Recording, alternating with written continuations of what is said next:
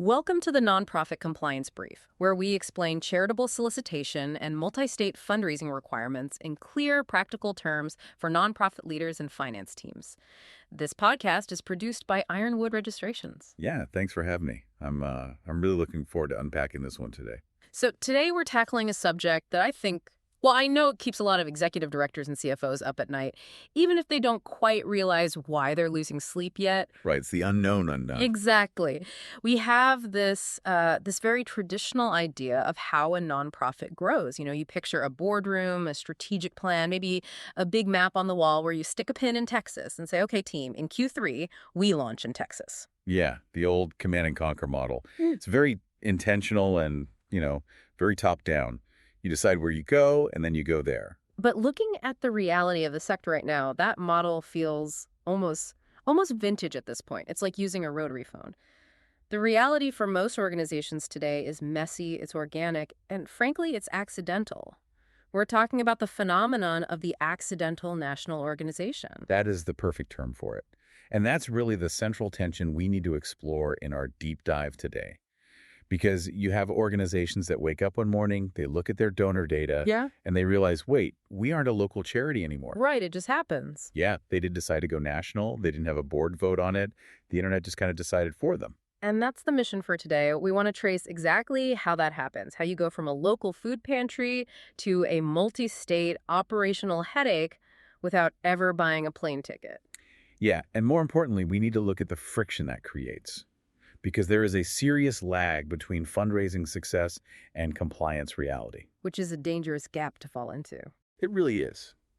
If you take one thing away from our discussion today, it's this.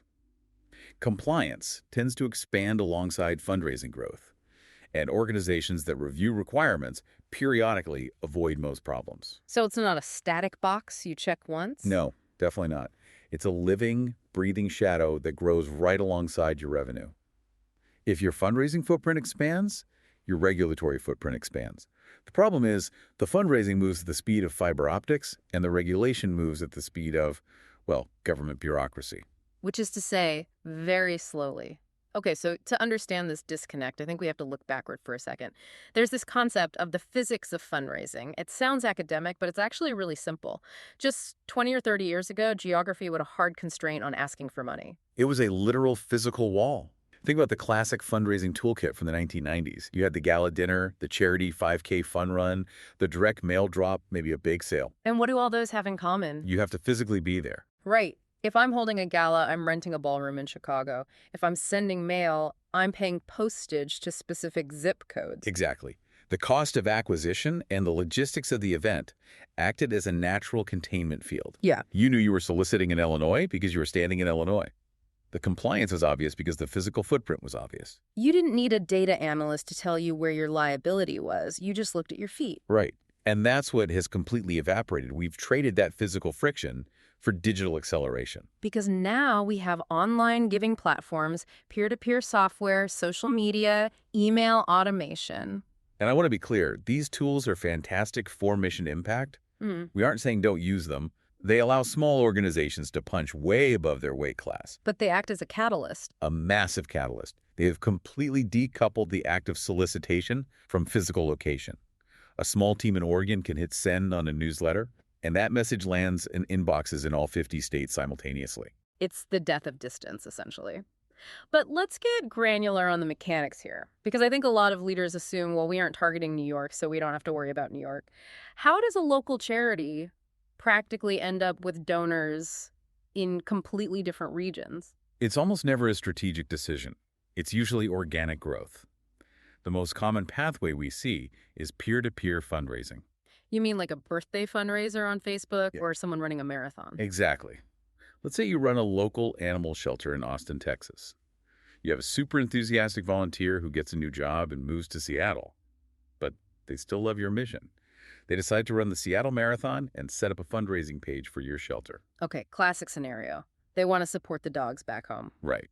So they blast that fundraising page out to their coworkers in Washington, their family in Florida, and their college friends in Boston. And suddenly, the Austin Animal Shelter is processing transactions from Washington, Florida, and Massachusetts. Correct. And legally speaking, you are receiving funds from those jurisdictions. The ask is happening there.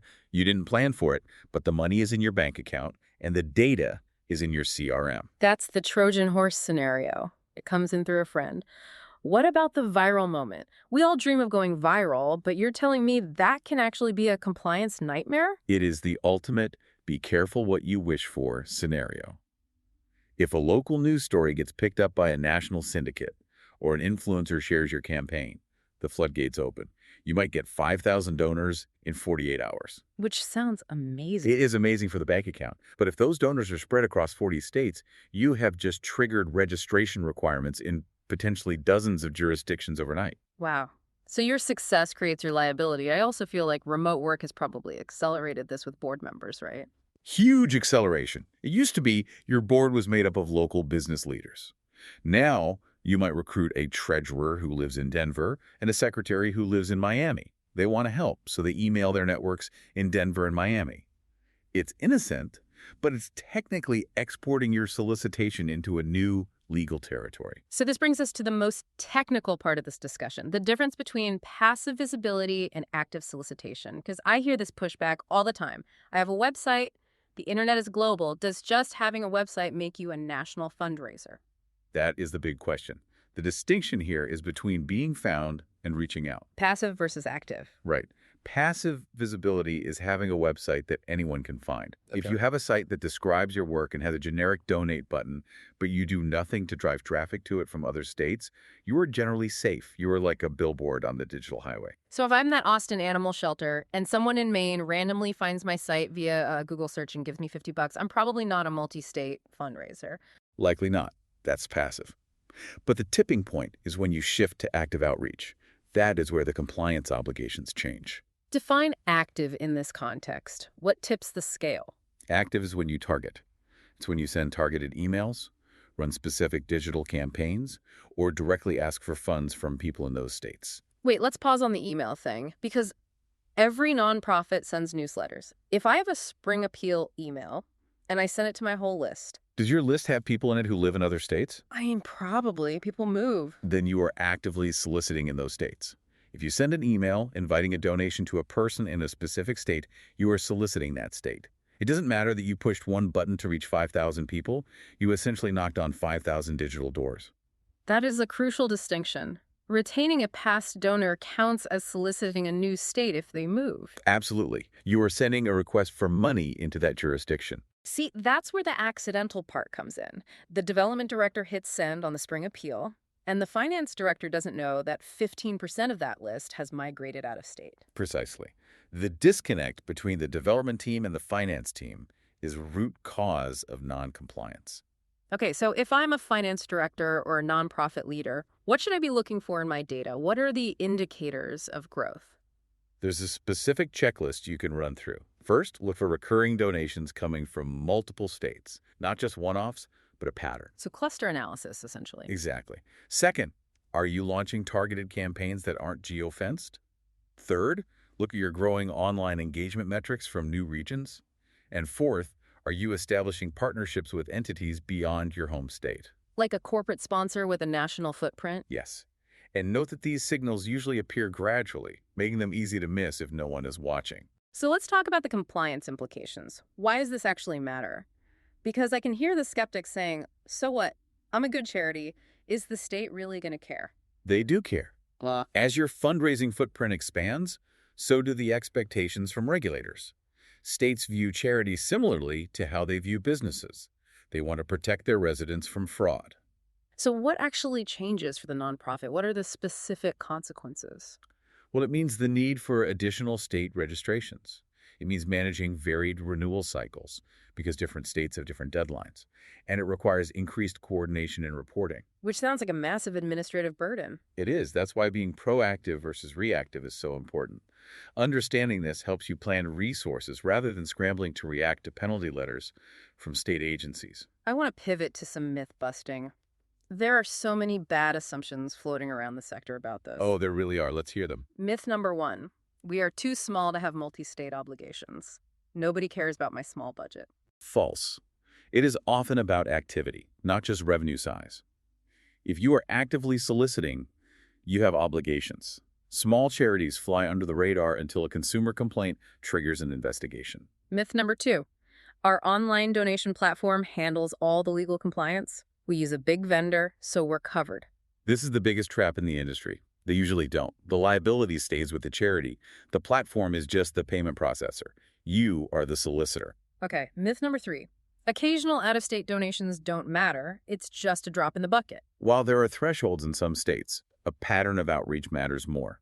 If you are consistently sending emails into a state, you are soliciting, regardless of how much money actually comes back. So how do we actually manage this growth without getting overwhelmed? What are the practical steps? It starts with data hygiene. Review your donor geographic data regularly. Look at the zip codes. Second, align your fundraising strategy with compliance planning. Don't launch the campaign first and ask legal later. Communicate before you act. Right. And finally, periodically reassess your outreach activities to see if passive has become active. I want to end on a philosophical note here, because it's easy to view this compliance stuff as a burden. But I think becoming a multi-state fundraiser is actually good news. It really is. We need to reframe compliance adjustments, not as a burden, but as a symptom of success. It means the mission is gaining visibility and engagement. Exactly. Planning systems alongside this growth ensures the momentum isn't disrupted by administrative hurdles. It's the difference between running a lemonade stand and opening a franchise. You just need to build the infrastructure to support the weight of your own reputation. Build the infrastructure to support your reputation. I love that. The takeaway here isn't to be afraid of the growth, but to respect the complexity that comes with it. 100%. And I'll leave you with this final thought.